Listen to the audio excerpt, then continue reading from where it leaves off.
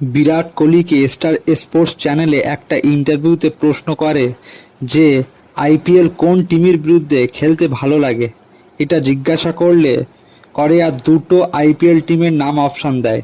১ নম্বর KKR আর ২ নম্বর Mumbai Indians. তো Virat Kohli answer দেয় যে কেকেআর, কারণ আমরা জানি যখন কেকেআর ভার্সেস আরসিবি ম্যাচ থাকে তখন গ্যালারিতে জায়গায় থাকে না।